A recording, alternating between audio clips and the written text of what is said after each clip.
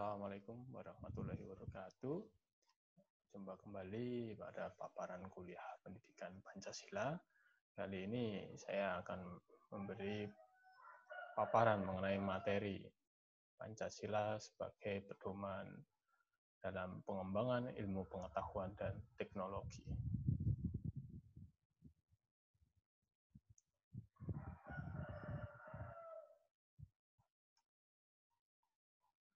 Ada beberapa alasan mengapa Pancasila harus menjadi pedoman nilai dalam pengembangan ilmu pengetahuan dan teknologi, sehingga setelah mempelajari materi kali ini, kita mampu mengetahui bagaimana tips dan triks ya dalam memanfaatkan teknologi, dalam melakukan pengembangannya, sehingga kita tidak terjumus pada cara-cara yang tidak manusiawi, tidak terjumus pada cara-cara yang meninggalkan nilai-nilai ketuhanan dalam memanfaatkan ilmu pengetahuan dan teknologi.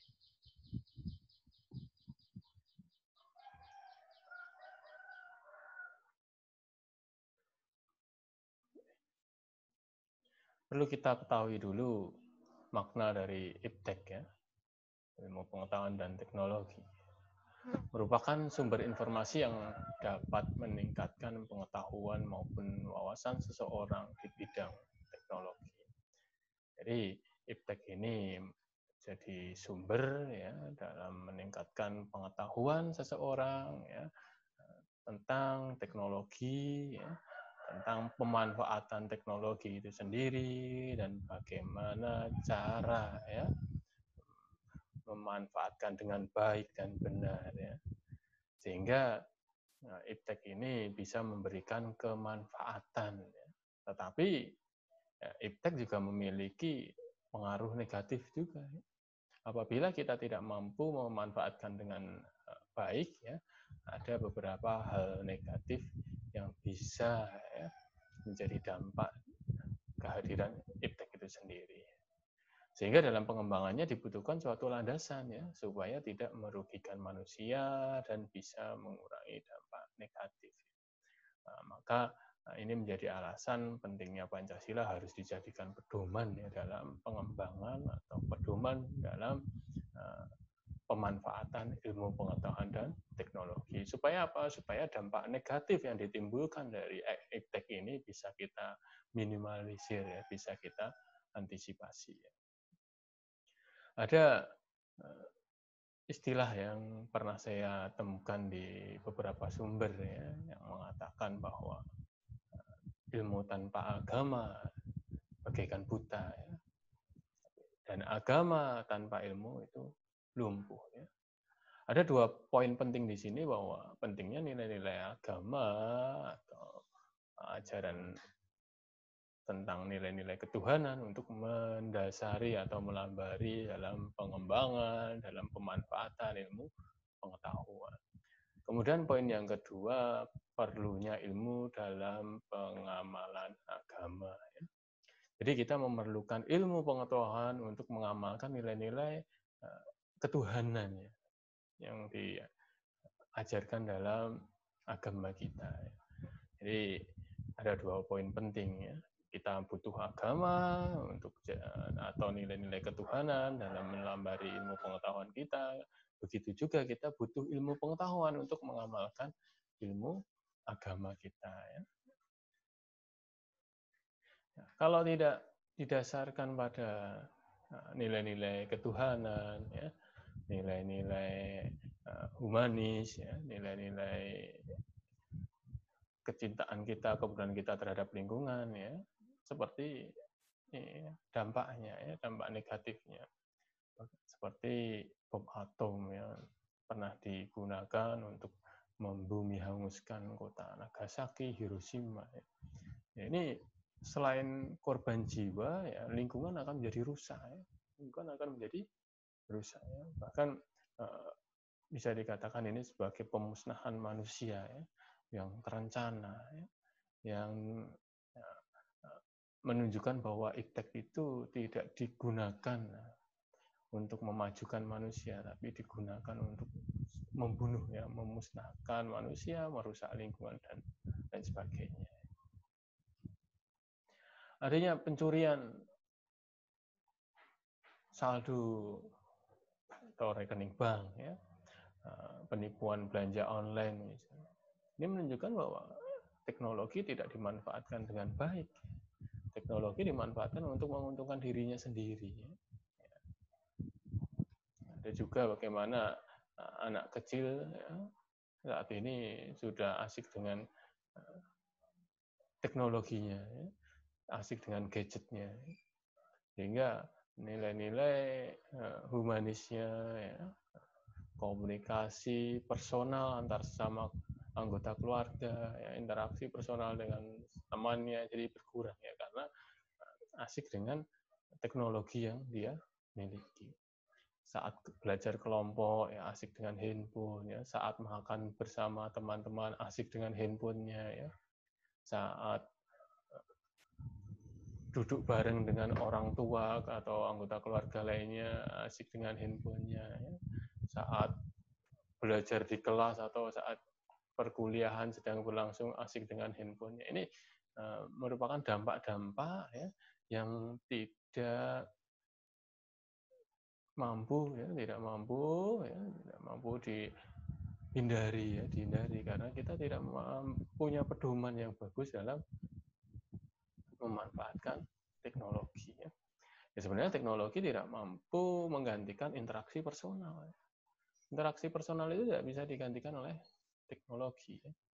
Ada kuliah daring misalnya, ya, bisa membantu, ya, tetapi tidak mampu menggantikan interaksi personal yang ramah kita, ya, merasa dekat dengan peserta didik atau mahasiswa, ya, bisa langsung menyampaikan unek-uneknya, ya, bisa langsung menyampaikan kritik dan sarannya, ya, bisa bertanya secara langsung, ya.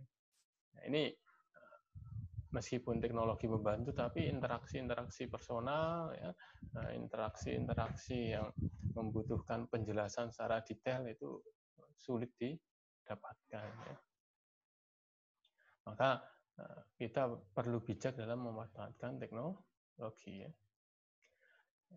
Maka terdapat beberapa konsep pengembangan iptek, ya.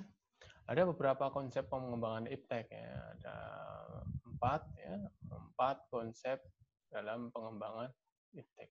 Yang pertama, setiap ilmu pengetahuan dan teknologi yang dikembangkan di Indonesia tidak boleh bertentangan dengan nilai-nilai yang terkandung dalam Pancasila. Jadi apapun yang akan kita kembangkan, apapun yang akan kita pelajari berkaitan dengan ilmu pengetahuan dan teknologi itu tidak boleh bertentangan dengan nilai-nilai yang terkandung dalam Pancasila. Kita ingin mengembangkan teknologi tetapi mengabaikan nilai-nilai religiusitas kita, ya, ini tidak diperkenankan. Kita mau mengembangkan teknologi tetapi merugikan sesama manusia, ini tidak bisa dilakukan. Kemudian yang kedua, setiap iptek yang dikembangkan di Indonesia harus menyertakan, ya, nilai-nilai Pancasila sebagai faktor internal dalam pengembangan iptek itu sendiri, ya. Jadi iptek yang kita kembangkan harus menyertakan, ya, jadi jalan bareng, ya. Iptek berkembang, kemudian nilai-nilai pengamalan Pancasila juga bisa berkembang juga. Jadi bareng, ya, secara serasi, ya. Dulu kita belajar terpaku pada buku teks misalnya.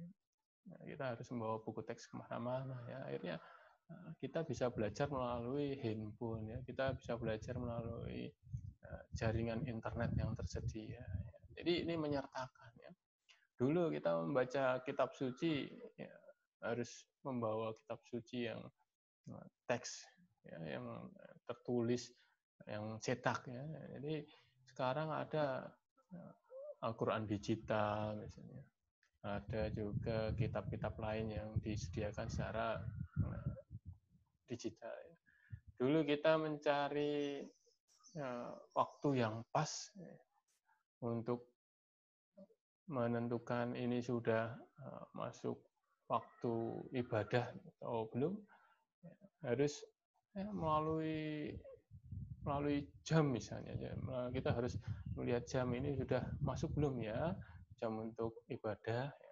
Nah, sekarang sudah bisa diingatkan ya, kita mau ibadah sudah ada setting otomatis melalui teknologi yang kita miliki. Jadi ilmu-ilmu pengetahuan dan teknologi berkembang, begitu juga pengamalan nilai-nilai Pancasila juga berkembang. Dulu kita mau membantu sesama manusia itu harus datang, ya, membawa sembako misalnya, harus berjumpa langsung, ya, berangkat, ya, dikumpulkan di satu tempat kemudian dikirim. Sekarang kita mau membantu orang itu sudah lebih canggih, ya, kita ada rekening, ya, rekening untuk penampungan dana yang nanti bisa dibagikan pada mereka yang membutuhkan. Kita cukup dari rumah, ya, transfer nominal sekian, ya, kita cukup dari ATM misalnya, kita bisa transfer untuk membantu bersama masyarakat yang membutuhkan. Bahkan ada Badan Amil Zakat Nasional misalnya, ini perkembangan teknologi, ya, kita mau zakat nggak perlu repot, ya, kita mau zakat nggak perlu nunggu besok nggak perlu, ya. Setiap saat bisa kita bayarkan, ya. Kalau mau membantu sama, ya ada wadahnya, ya, punya rekening penampungan bersama. Ini luar biasa karena mengembangkan nilai-nilai Pancasila sekaligus juga mengembangkan ilmu pengetahuan dan teknologi. Kemudian nilai-nilai Pancasila berperan sebagai rambu normatif, ya, dari pengembangan iptek di Indonesia. Artinya mampu mengendalikan iptek agar tidak keluar dari cara berpikir dan cara bertindak bangsa Indonesia. Ini konsep yang ketiga, ya. Jadi Pancasila bisa menjadi rambu-rambunya, ya. Apabila ditemukan iptek itu ternyata, ya, bertentangan, ya, dengan nilai-nilai Pancasila, ya harus kita hentikan, ya. Harus kita hentikan karena kita sudah punya rambunya. Ada perkembangan iptek, ya kita analisis berdasarkan nilai-nilai Pancasila, apakah ini bisa dilanjutkan, apakah ini bisa dilanjutkan tetapi dengan polesan atau perbaikan atau revisi, ya. Apakah ini benar-benar di stop, ya, tidak bisa dimanfaatkan di Indonesia. Jadi kita sudah punya filternya, ya, kita sudah punya rambu-rambunya dalam pengembangan ilmu pengetahuan dan teknologi. Kemudian yang keempat, ya, setiap pengembangan iptek harus berakar dari budaya, ya, dan ideologi bangsa Indonesia itu sendiri, ya. Sehingga kita mampu mengkolaborasi antara budaya bangsa, ya, dengan kemajuan ilmu pengetahuan dan teknologi.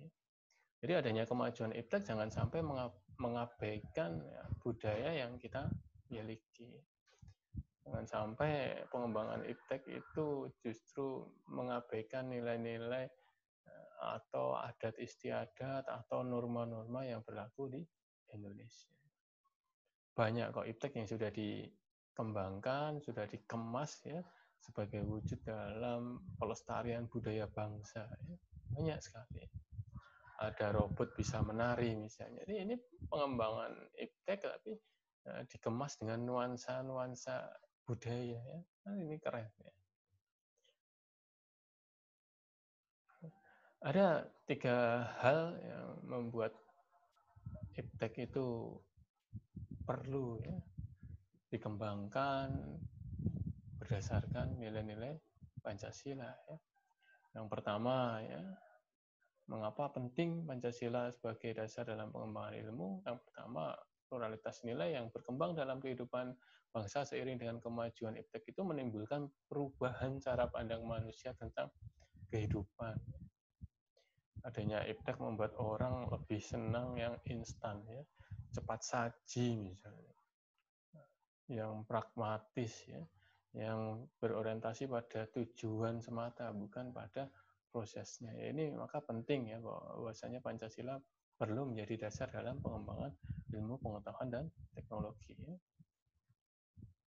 Hal ini menimbulkan refleksi yang mendalam supaya tidak terjerumus ke dalam penentuan keputusan nilai yang tidak sesuai dengan kepribadian bangsa. Maka kita perlu ya mengkaji lagi ya apakah iptek yang selama ini kita gunakan ya, itu meminggirkan ya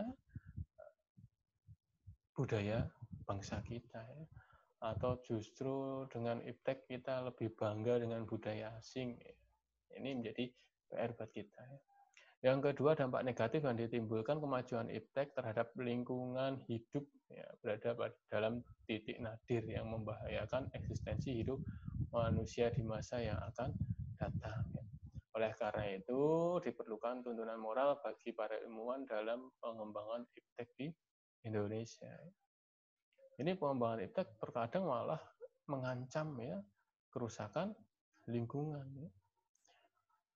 Mesin produksi yang semakin canggih, tapi polusinya tidak terkendali misalnya. Ada pabrik-pabrik dengan teknologi produksi yang canggih, tapi justru membuat pencemaran terhadap sungai dan lingkungan sekitar. Ya, ini maka perlu pengembangan iptek itu harus didasarkan pada nilai-nilai Pancasila. Ya. Jangan sampai lingkungan kita rusak gara-gara kemajuan iptek itu sendiri. Jadi kita mendapatkan manfaat iptek, tapi lingkungan menjadi rusak.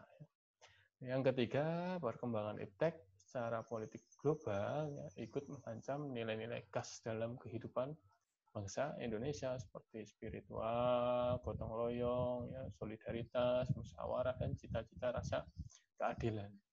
Diperlukan orientasi yang jelas untuk menyaring dan menangkal pengaruh nilai-nilai global yang tidak sesuai dengan kepribadian bangsa Indonesia.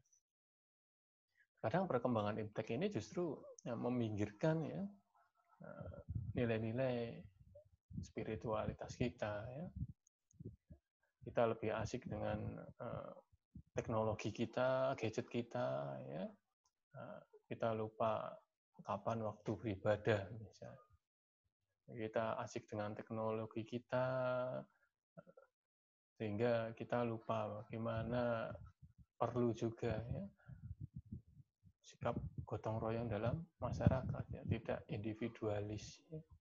Merasa bisa terpenuhi kebutuhan hidupnya dengan teknologinya, ya. Jangan. Ya. Kita abai terhadap nilai-nilai solidaritas. Ya. Itu tadi ya, kerja kelompok asik dengan handphonenya, makan bersama asik dengan handphonenya, ya. Ada kumpulan di keluarga asik dengan handphonenya. Ini nilai solidaritas mulai terabaikan. Kita asik dengan teknologi, tetapi kita mengabaikan nilai-nilai musyawarah dan rasa keadilan itu jangan juga terjadi. Maka sangat penting ya, pengembangan iptek itu berdasarkan nilai-nilai Pancasila. Ya. Oke, itu saja penjelasan dari saya. Semoga bermanfaat. Ya. Sampai jumpa pada penjelasan materi berikutnya. Terima kasih. Sekian. Assalamualaikum warahmatullahi wabarakatuh.